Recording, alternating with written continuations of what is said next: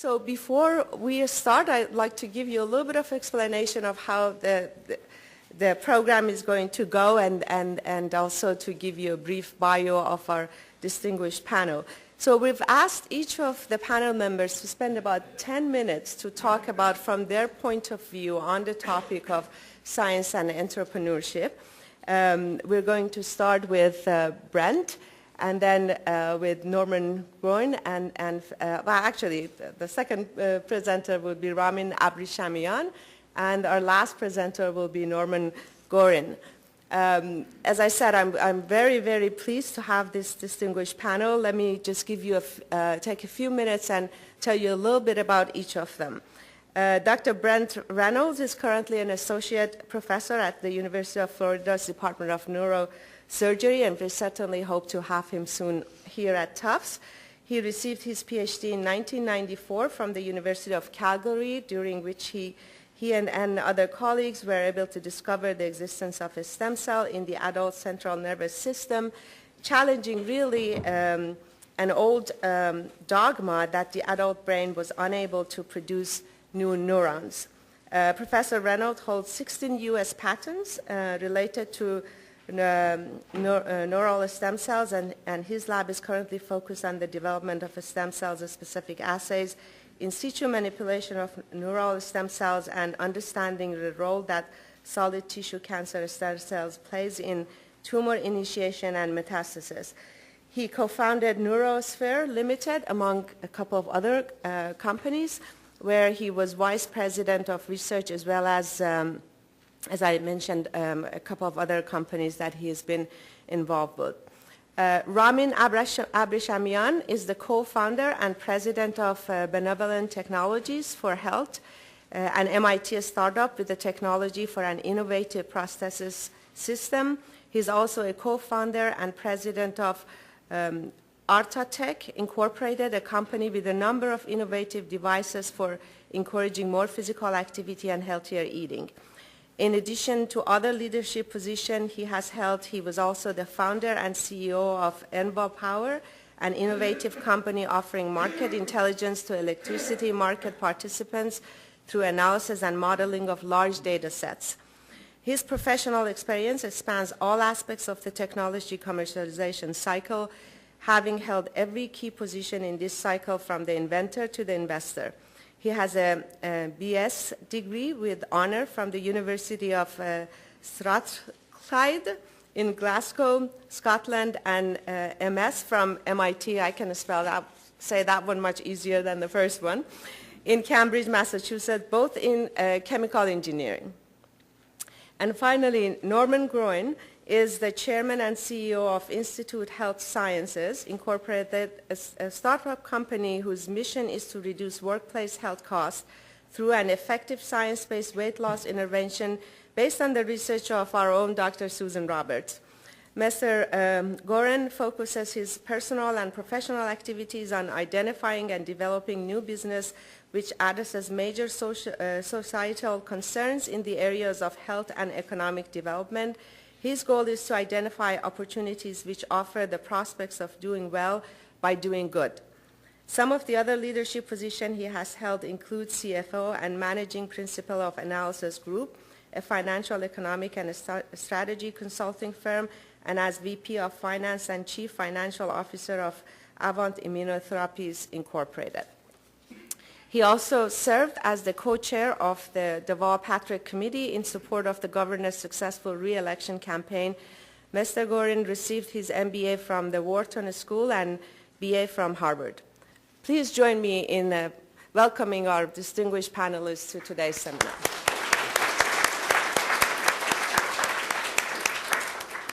So what we're going to do, as I said, is each of the panelists is going to spend about 10 minutes to talk about the topic from their point of view, and then we're going to open the forum for discussion and the questions that you might have. So please hold your questions to the end. There will be plenty of time for you to ask questions and for follow-up questions. So we're going to start with Dr.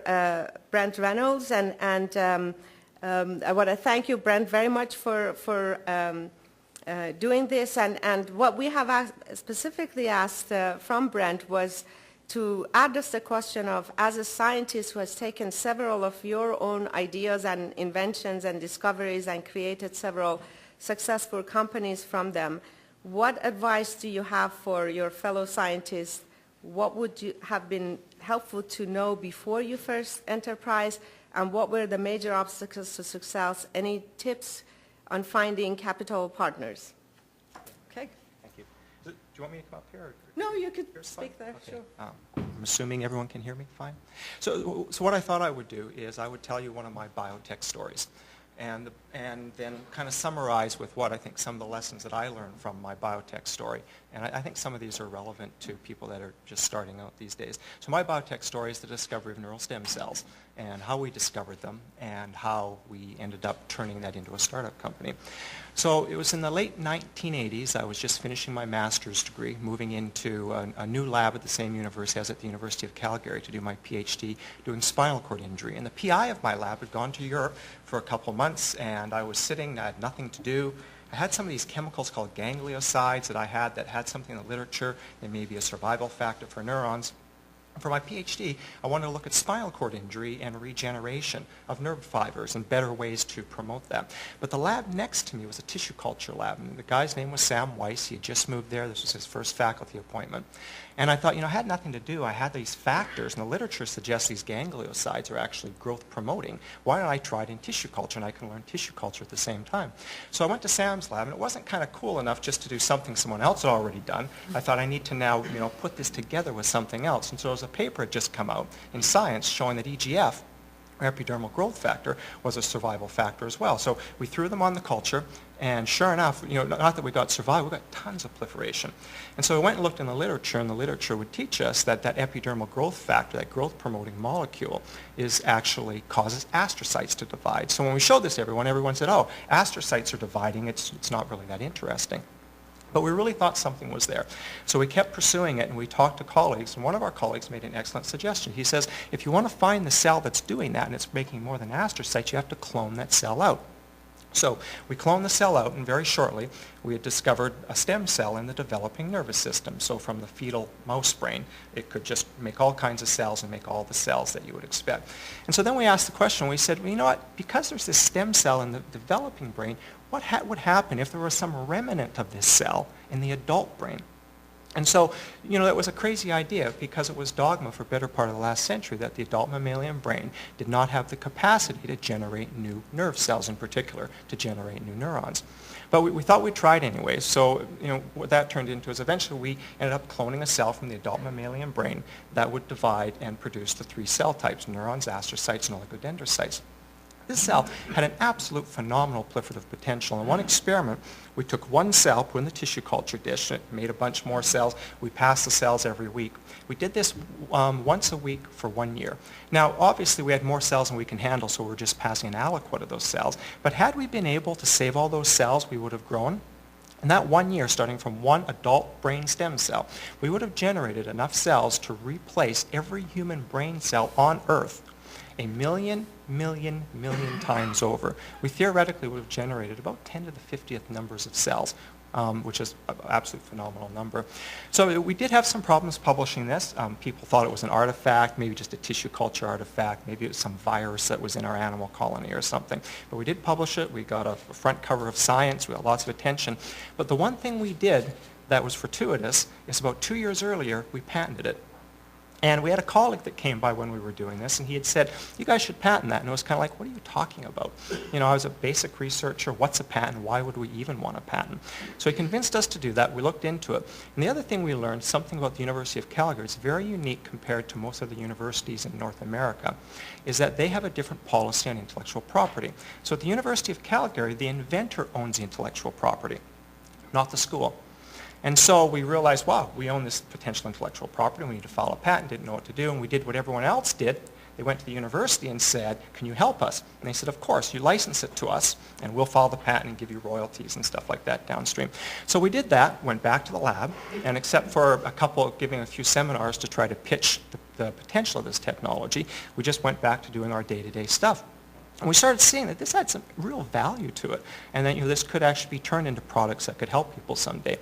And after about 9 months of the university not being able to license this to anyone, so the straw that broke the camel's back is they tried to license all of the technology to a pharma company for a one-time $50,000 grant. And the pharma company turned it down, thankfully.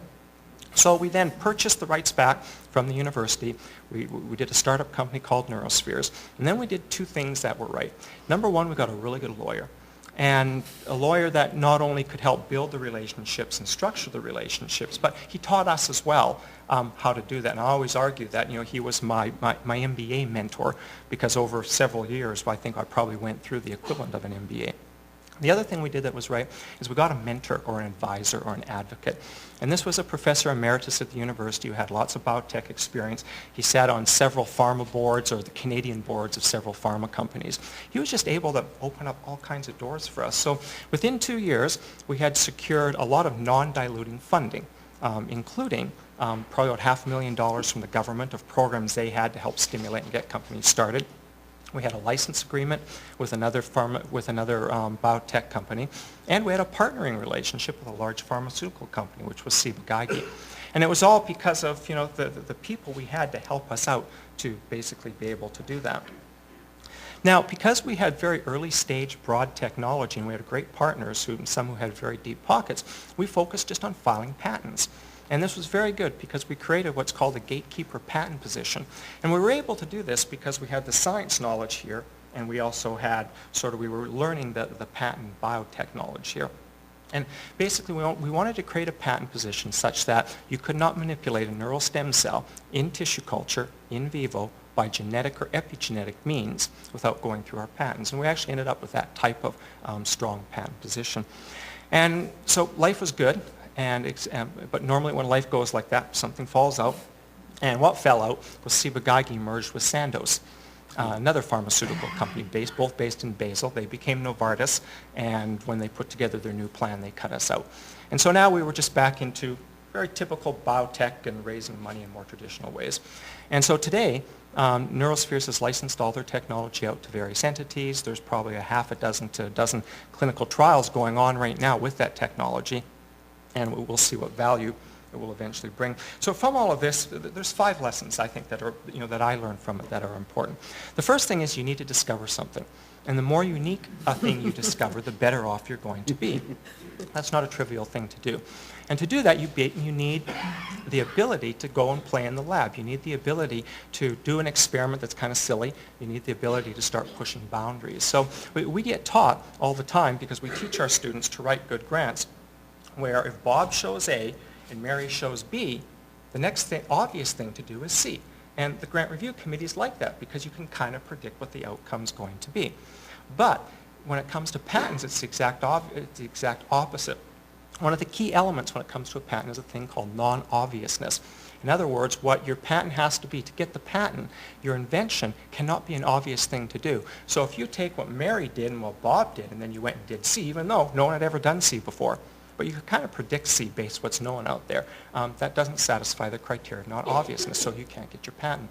So in addition to letting people play in the lab a little bit more, and try crazy experiments, we also have to train students that sometimes we need to go A to B to K, not when you write your grant, but A, B to K sometimes in the lab so that you can discover something unique. The second thing is you need an advocate or a mentor. And I think from my story, it was obvious, without those advocates, without those mentors, we never would have been able to basically get off the ground. You also need to be very hands-on. And you need to learn every aspect of your business. So if you're going to do startup biotech stuff, you know the science stuff already. That's what you've been training on. But you need to learn patents. And you just can't take your idea, give it to the patent attorney, and assume he's going to turn it into magic. Quite often they turn it into something valuable. But if you want the magic, you need your knowledge, your vision of that technology. Your patent attorney doesn't have that. He does know the patent side, but he doesn't have the knowledge and vision of the science. And so you've got to be hands-on, and you've got to learn all those different aspects. The other thing that you need is perseverance and self-confidence. And I think this is something that this audience has tons of. We live in a world where we get a lot of rejection on grants and papers. We tend to know how to persevere. We tend to have a fair amount of self-confidence. The typical story in any startup company are, wondering how you're going to make payroll next month. You're about to go belly up in a couple of months. These things happen all the time. Virtually every startup company has these types of stories.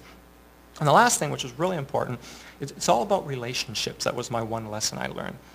And you need to be able to build relationships with the people you work with, the people you work for, the people you license your technology to, that are win-win situations. So sometimes you end up in a business relationship or even an employer-employee relationship where you get the better of them on some sort of deal. And even though that may feel very good up front, eventually that other person is going to figure out that you got the better of them. And when it does, that relationship is going to start to fall apart. So it's all about building the relationship. And my last short little story was when we were first doing this, we worked with Chiron Corporation for a while. And one day, one of their founders, Bill Rudder, had given us a tour of Chiron, everything they have. And it was about 5 o'clock. We're sitting outside, and people are starting to leave, walk to the parking lot. And he said, the whole value of Chiron, it's not in our patents, it's not in our products, it's not in the buildings. He says Chiron's value gets up and goes home every single day. It's in the people. And I think that was probably my most important thing to learn when it came to biotech. It's all about the relationships. You have to form solid relationships. Thank you. Thank you.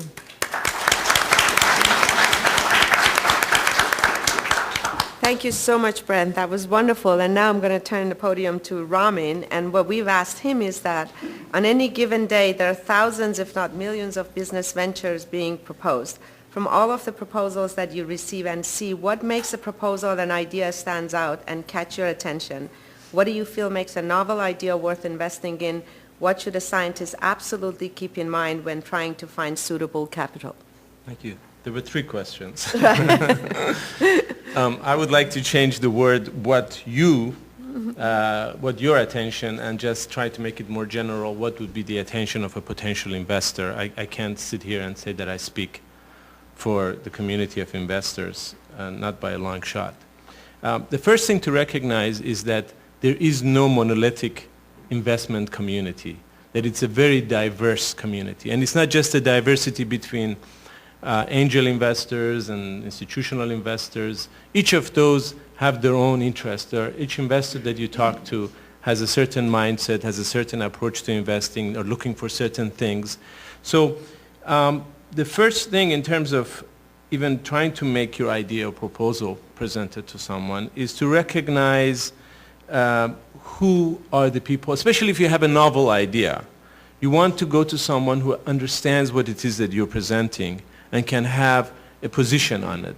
If you present something to do with health and nutrition to someone whose background and expertise in investment is in software for server operations, you're going to have a really hard time to get that person's attention. So rule number 1, I think in my book, is to do your homework, to find out, to explore the potential investment communities, to see who they are and what kind of domain expertise they have, what kind of knowledge base they have, and also what kind of interests they have.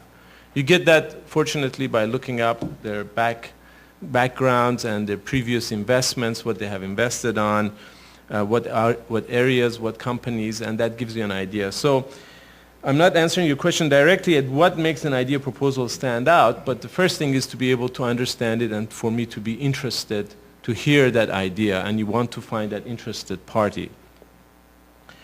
The second and the most, I think, in terms of when somebody presents a new idea, and I get pitched quite often, the first thing is to try to connect the story together, to hear what's the story, what's the beginning of it, what's the end of it, how do you, even though not all the dots connect, are these dots converging towards some sort of a conclusion, or are they going all over the place? Is it something that I can envision in my mind? And most investors think that way because I pitch them too, is to see if there's an end to this story, if there is a good narrative.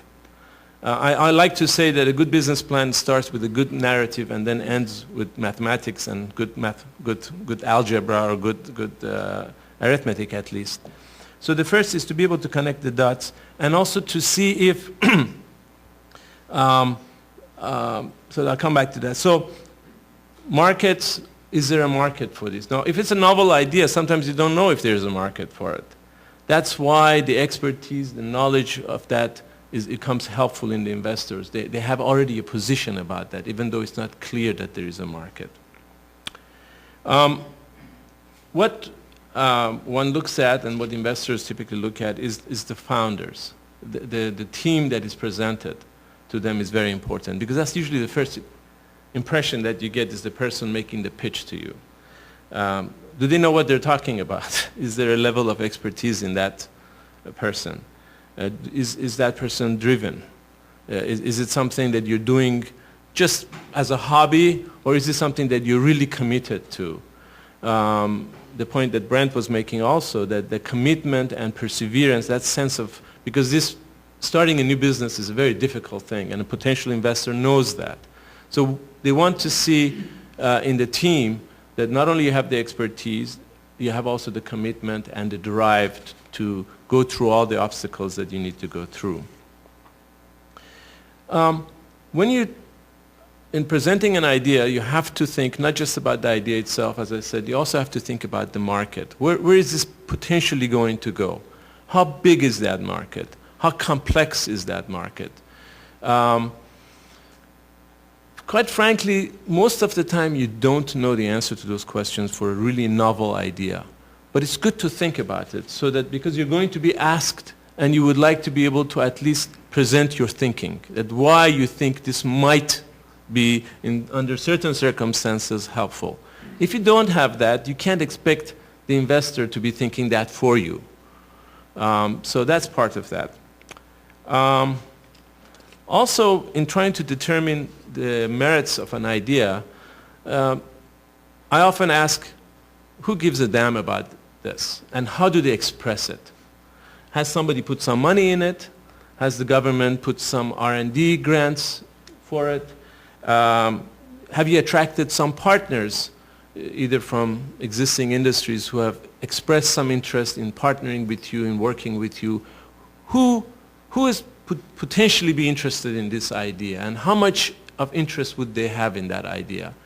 Again, if an idea, I mean, you can see it's very natural. If somebody comes to you and tells you a story of, please give me some money because of this idea, the idea of where is this going to go in terms of caring and interest is something very natural for them to expect. Finally, it's the rigor that you present in having studied your own idea. Not just the technical rigor of it, which is very important, and that's just a given, but also how much have you thought about it in terms of where it's going, what kinds of, what pathways it's going to take. You need to do your homework.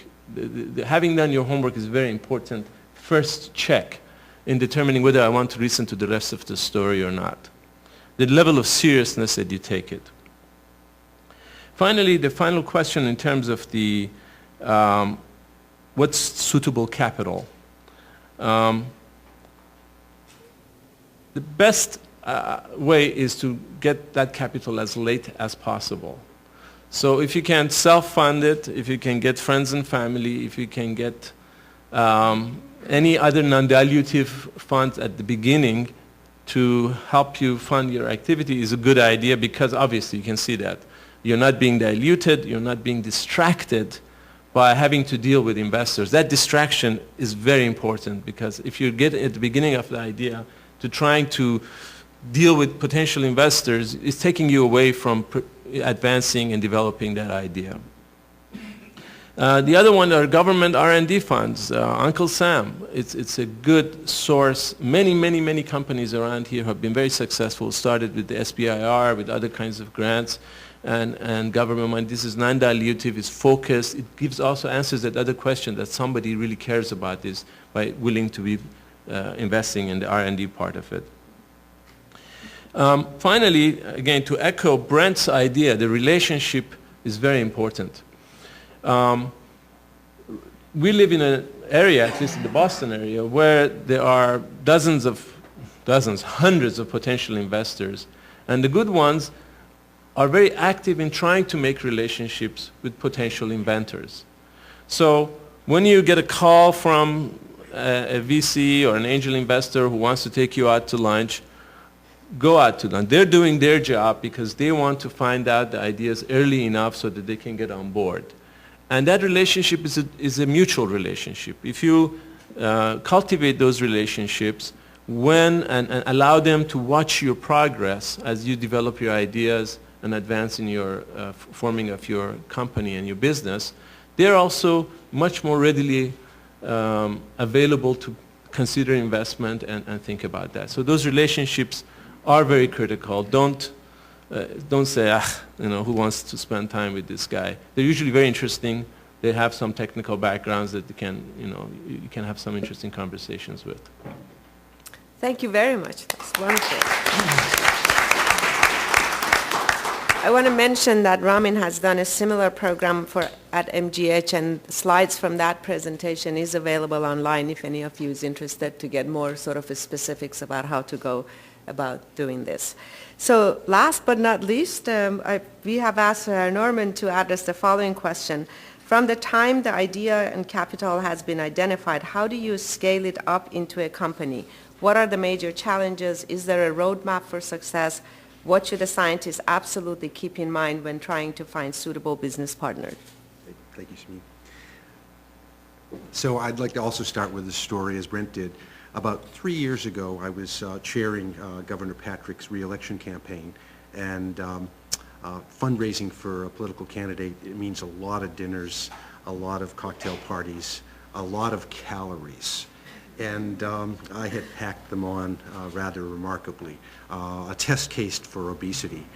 And I happened, while I was going through this experience, to run across a friend who had lost a lot of weight. And you're always concerned, is it health, is it cancer? And he said, no, I'm working with this remarkable woman, Dr. Susan Roberts at Tufts University, who in nights and weekends, in her spare time, has developed a program based on her research at Tufts University. 5 years ago, Sue published her first edition of her book and then republished it after she experimented in these nights and weekend programs. And he had signed up for one of these programs, so I did it. I lost close to 50 pounds, and it transformed my life in many, many ways. A few months later, I went for my physical, and my doctor took me off of my cholesterol medication. I had sleep apnea and had to sleep with one of these masks gone. I had stress medication, and all three were addressed and gone by virtue of this experience. And as I've been a business guy, I'm the business guy on the panel, as you can see, I had watched healthcare costs in my various companies go up and up and up. And I realized in my own personal experience, and you remember Victor Khayyam, who loved the product so much he bought the company? Well, I became the Victor Khayyam of the obesity world, because I realized that my insurer had saved over $3,000. And if you think about the impact of obesity on our population, well, first off, it's pervasive. It's an epidemic proportion. 33% of our population in the United States is defined as obese, having a body mass index of 30 or more. And another comparable percentage is defined as overweight. And it affects, of course, cardiovascular disease, diabetes. The reason our hips and our knees are giving out is all related that we're just carrying too much weight. And as Ramin mentioned, one of the first key that investors are looking for, is it a large problem? Is it a large problem with economic consequences that is worthwhile solving? And so, as Sue said to me when we got to know each other, I can leave this wonderful research in the lab and it won't have an impact on many people's lives. I published a book, but I'd like to figure out a way to commercialize it.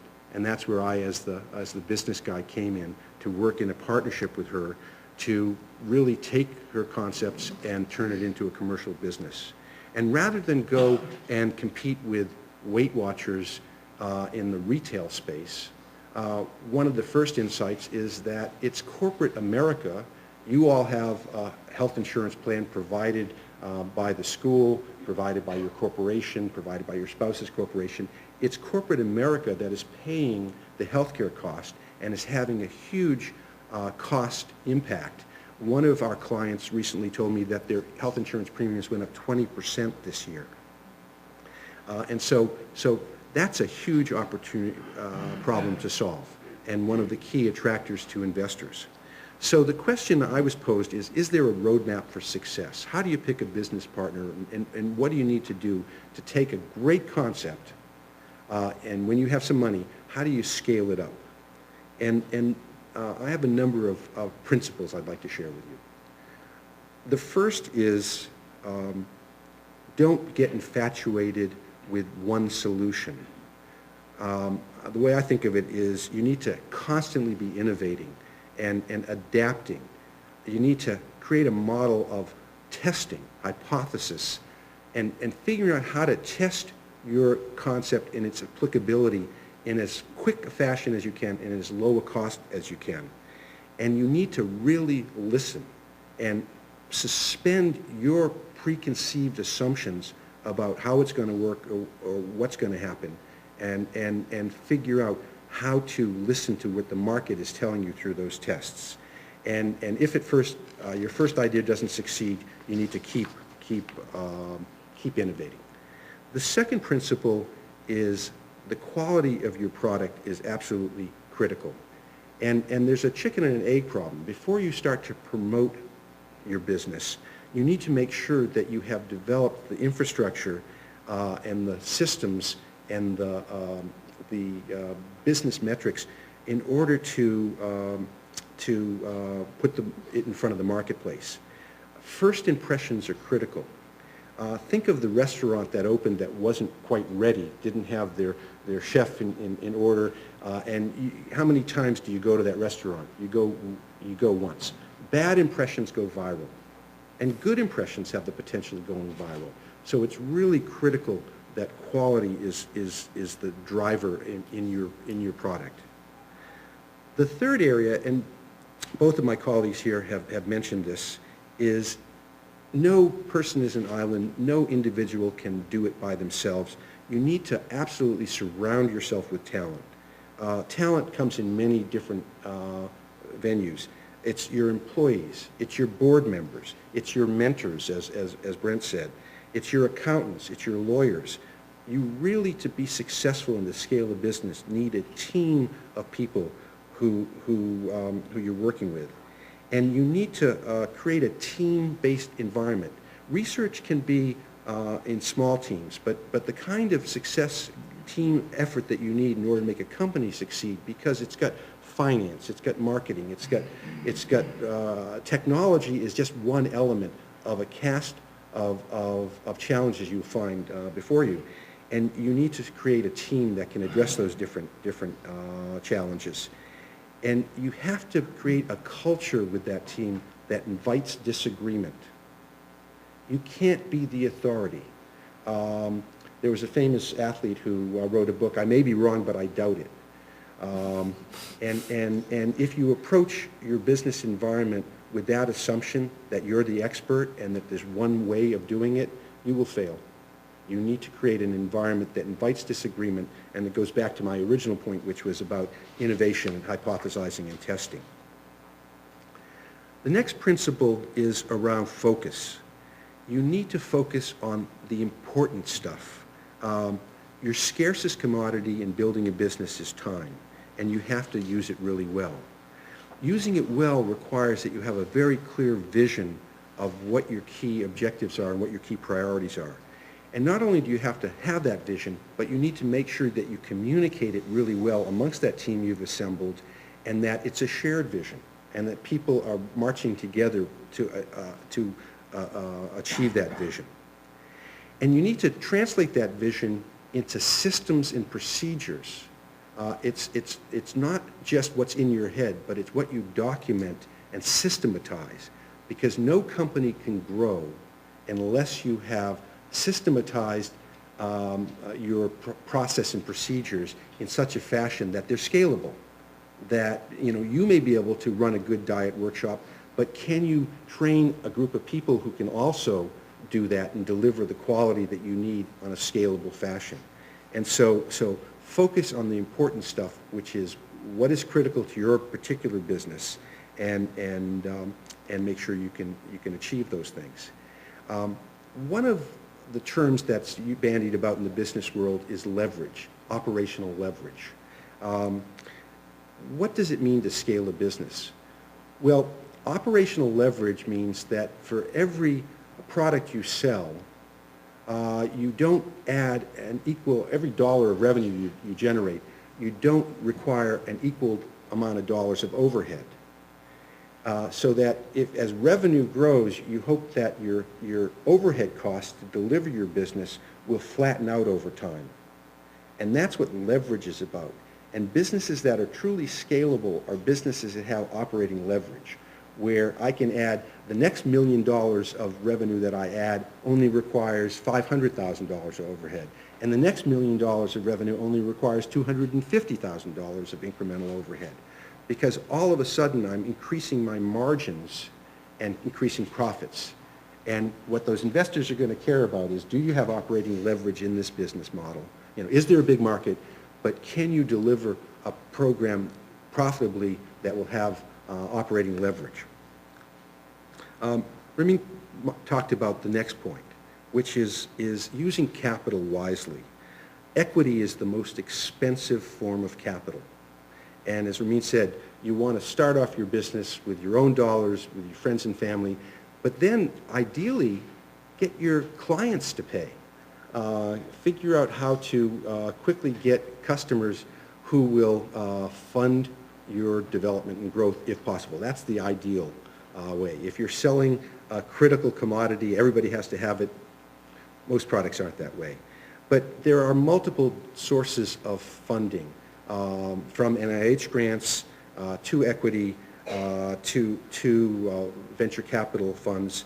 And I think Ramin had a very wise insight, which is you want to get your money from people who are smart, who understand your domain, who understand your space, and add value. So it's not all dollars are created equal. If you can get dollars from people who can add value to what you're trying to accomplish, that's really critical. The last concept that's very important to me personally, as Samin said, I've been a business guy for 35 years. I really wanted in this venture to do something that would do well for society as well as do good for the bottom line. But it's really important to remember that in building a business that there are multiple bottom lines. It's not just about profits. It's about the environment. It's about ethics. It's about building community. It's about paying back to your community.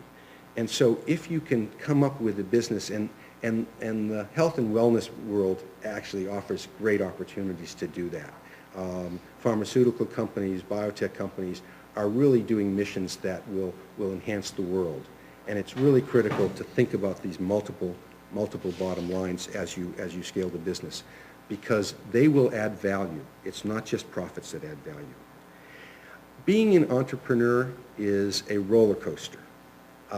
It's not a clear, direct path in most instances. It's a bumpy ride.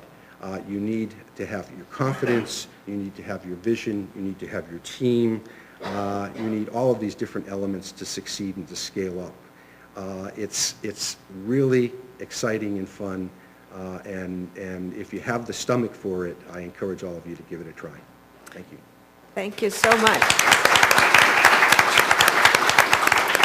That was just wonderful. I know I learned many things from all the comments that were already made. I was taking notes like crazy. But now we're going to open the forum to you for questions that you might have. And we have microphones that can go around so that everyone can hear your questions. So, and students, please feel free to ask questions. We're going to actually wait to have the first question from any of the students who might be in the audience. Don't be shy, or all the professors are going to jump in and ask the questions. Yes, please. I was wondering if any of you could speak to like risk management. How do you make the decision to go for it, and how do you manage the risk? Do you quit your job, or do you have something as a backup? So in my particular instance, after we had made our discovery and started our technology company, I quit my job in academia, and I went and worked in the company full-time for about 5 years until I left that. And so whenever I hear that question about that, I always think of two things. Number one, follow your heart, which probably isn't great advice because we all know that already. But number two, there is no inherent security in life. I think sometimes we like to create this false sense of security at times, but it simply does not exist in our world, I don't think, personally. So I don't think there is actually any risk in following your heart. So to follow that up, what made you then come back to the academia? So I actually had a very strange turn of events in my career. So I ended up quitting science in about 1997. I quit the biotech. I think I had just gotten burnt out. It was too much, too quick for me. And I think you may know me, but so I went and I studied yoga and Chinese medicine and opened a yoga center in Thailand and practiced Chinese medicine until I finally realized I actually missed doing science and have now come back to initially academic science, but now I find the last few years I'm starting to get very interested in the biotech side of it again. Mm-hmm. Wonderful. Questions? Susan? Oh, yeah. You know, I had a few encounters with the Office for Technological Transfer. From time to time, I send the office an idea that could be, I think it's a patent, and there is fear here, Tufts. I don't know about other universities. Probably you have encountered that this thing would not go. This thing, because they found a little sentence, something in email, and cannot be done as a patent or anything. I'll give you an example. In 2006, I, with Dr. Rosenberg and Joel Mason, both of them are gastroenterologists, we suggested that people who are taking antacid, that the antacid pill will also contain vitamin B12, because those that are taking antacid, their B12 absorption is diminished. And they said, this is obvious. Everybody can do that. So, not knowing anything at that time, I said, well, what can we do? 2 months ago, there was a huge article in the New York Times that said that there was a big study that was done, and it showed that people who are taking antacid are B12 deficient. So we go through these things over and over again, all kind of things that we don't get that kind of collaboration. And sometimes I think, is there any other method where one can use to get ahead in this kind of thing? Maybe, legally it's not kosher. So what is the question, Jakob, to the panelists? So do you want to find out, I guess, what is the best way of convincing? Or what is it that we have to do in this case when we get a negative response from the office? From the institution, you mean? From the institution. I have worked with a number of university technology licensing programs. They are actually a terrific resource because they have the expertise, they have the knowledge, they have access to the lawyers. So when they give you an advice, 99% of the time I say it's good advice. If they say this is patentable, this is what they're going to do or not. So I have the greatest respect for pretty much all the technology licensing offices. But there's something else. If you don't agree with them, you can get a release from the university and do it yourself.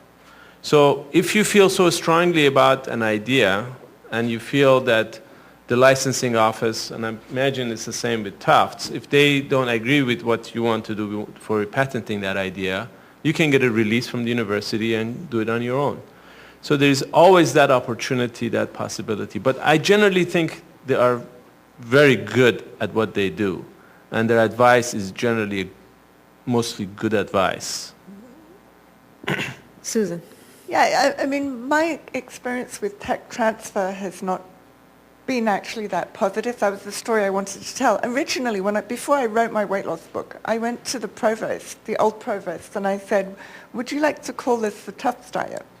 You know, it can be the Tufts diet, it can be a Tufts product. And he said, I'll think about it. And he never got back to me. And so I wrote the book, and it was the Roberts diet. And, you know, then when I created a program, it was out of a book which Tufts hadn't wanted to own. And then there was another time I went to tech transfer, and I said, look, I have this idea for a patent on how to choose supermarket foods that would be helpful for weight control. And they said, no, you can never patent anything to do with foods. And I actually personally, before I met Norm, I submitted a patent myself. I found a patent lawyer from a friend, and I submitted the patent, and it walked straight through, and it was awarded. And that was, you know, that plus the book was actually the original IP that I donated to the company that Norm and I founded. So, you know, tech transfer is good in theory, but it doesn't always work in practice. You know, the other thing I would say is that you have to, I think, it's not a no-work activity as a scientist to go this route. I'm sure, you know, Brent would say the same thing. You have to think about whether you have some spare time in your life to devote to this. If you do that, I mean, I personally feel it's made me a better scientist for having that, you know, that input from a completely different direction. But you do need, you know, I work all the time. I mean, it's very rare I take a weekend day off now, for example. So that's actually a great point, and something that when we were talking with Ramin before the symposium, he brought up is that, because I was saying that we would like the students and the young the scientists to know how to take their idea and make it into something useful. And he was saying that, you know, it's not just about making money out of it, or, you know, producing a product. It's also about making you a better scientist, because you have to deal with questions that are pertinent when you go through this process.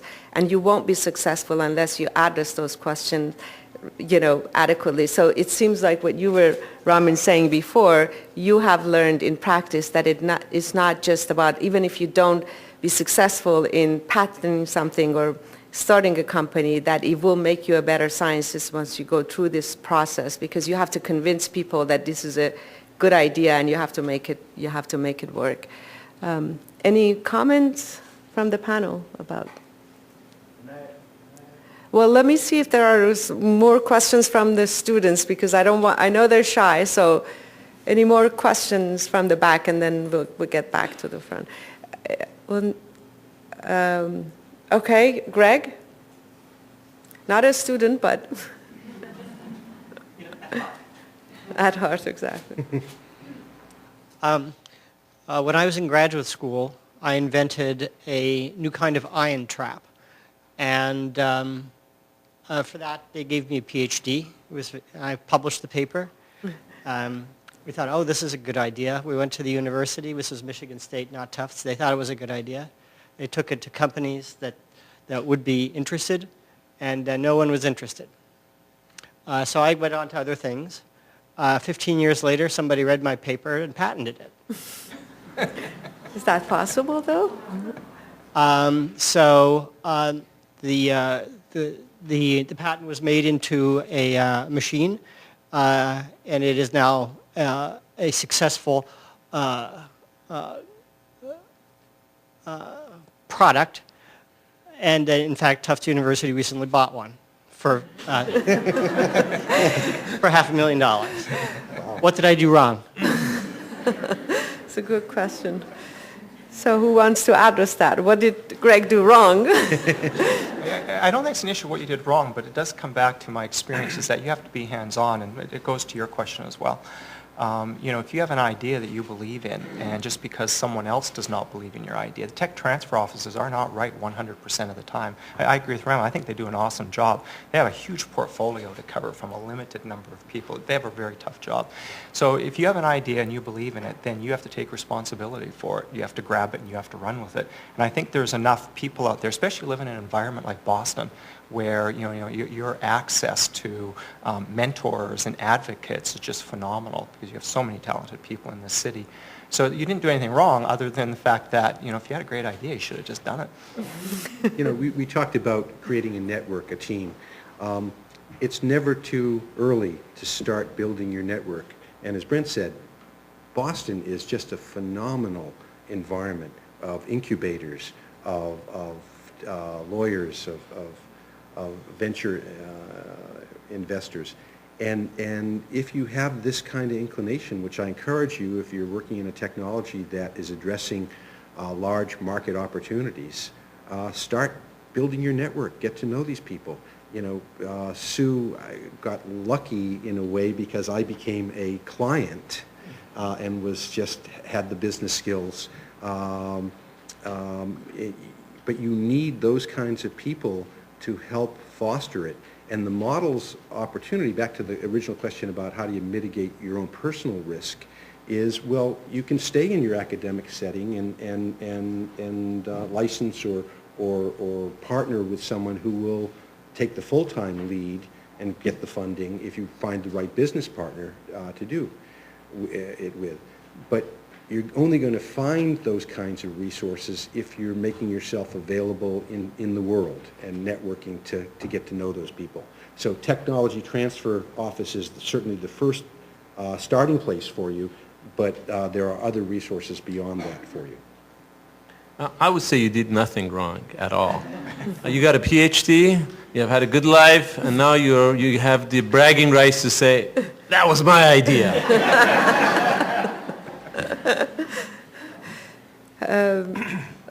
Let's see. Are there any more questions back there? Yes, and then Sue. There's a question back there, and then I'll get back to Sue.